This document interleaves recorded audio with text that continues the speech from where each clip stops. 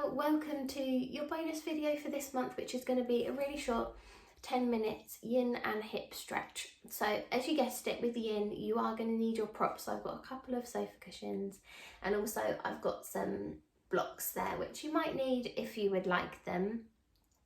So meeting me on the mat, we're not going to be standing up today, we're mainly going to be seated, so or lying down. So that's why I've zoomed in a little bit more so that you're able to see me a little bit better and we can get a little bit closer together. Let's get started.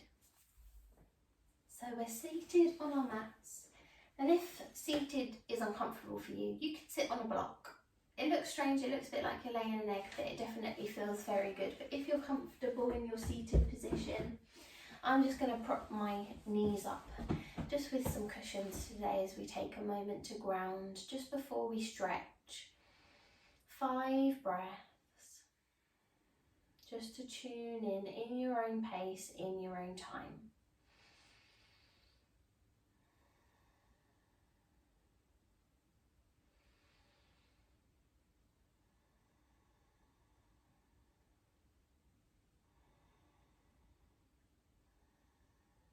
Good. Add some movement with the head, gentle circles.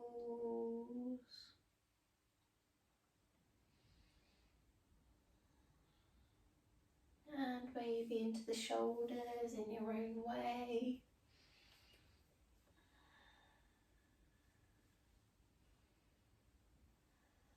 Good. Making sure you're sitting nice and tall now as we shift the weight forwards and backwards. Gentle circles. You can close into the eyes.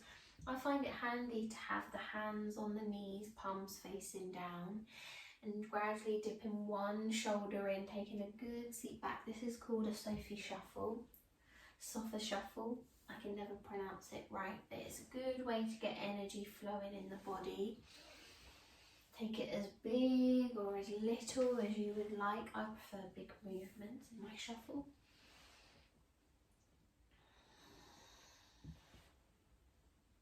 Good. Change the direction.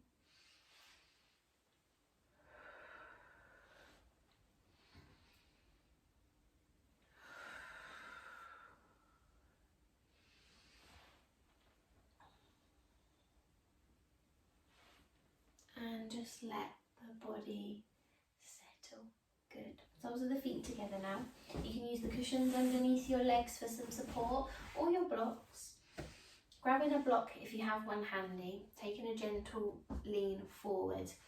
Now, if your forehead will touch, you can experiment with the block and the height, and you can rest your forehead onto your block, like so. Looks strange, but works. And we're going to hold for 10 breaths on each side. So soles of the feet together, nice open posture, hinging from the hips. You don't have to use the block if you find that you're nice and open in the hips anyway. Good. Really tune into the breath. It might be every inhale and exhale you're able to sink deeper into your posture today. So taking it nice and easy.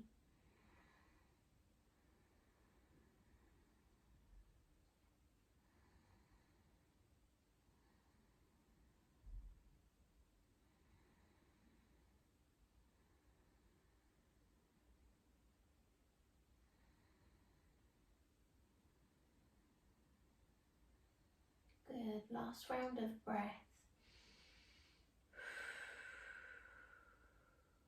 Before you walk the hands towards you, seated nice and tall. Hands come by the sides, take the legs wide and just moving into the hips, drawing the knees in one by one.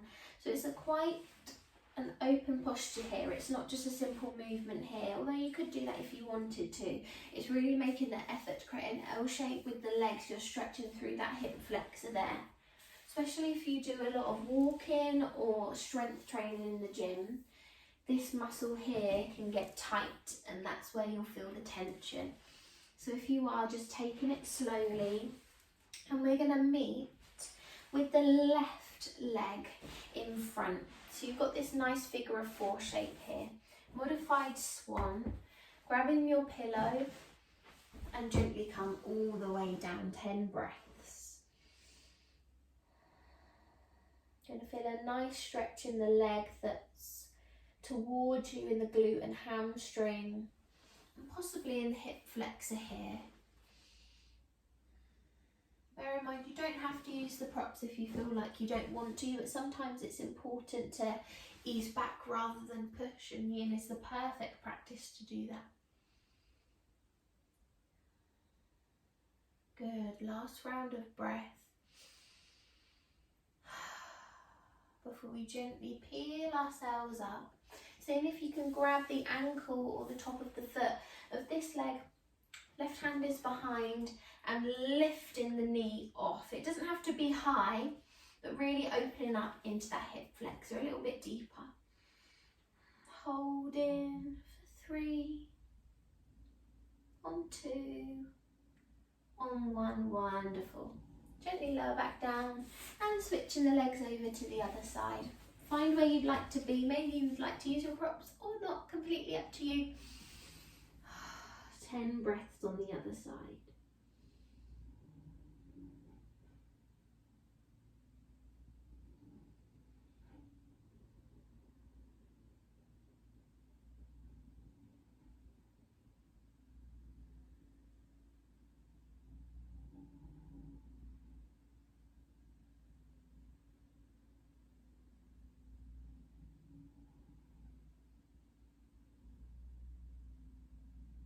Good, take that last round of breath before you gently peel up, grabbing hold of that left leg. Oh, open up into the hip. It's not about how high you lift the knee, it's about feeling the stretch. Try not to let the ego take over today. Good.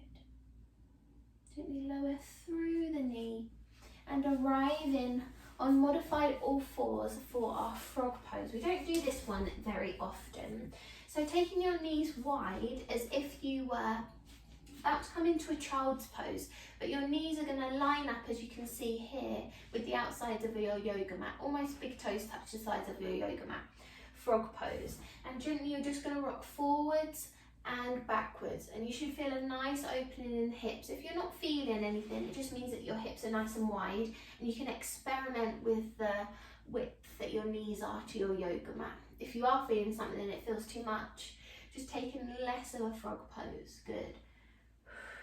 We're going to hold and then come back. Forearms could come down, or you can use your block or your cushion. 5 breaths here. It looks funny, but it should feel really nice, especially throughout the rest of your day.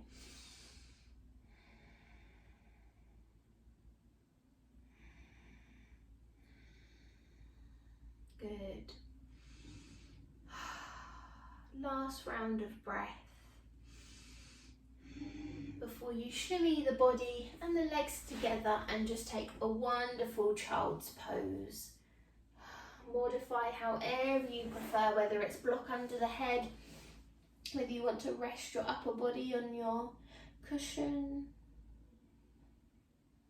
Take time here, breathe, because we're coming towards the end of our practice, so we're ending in a child's pose. Softly, softly. Just feel the belly as it inflates onto the thighs with every breath. Gradually letting go.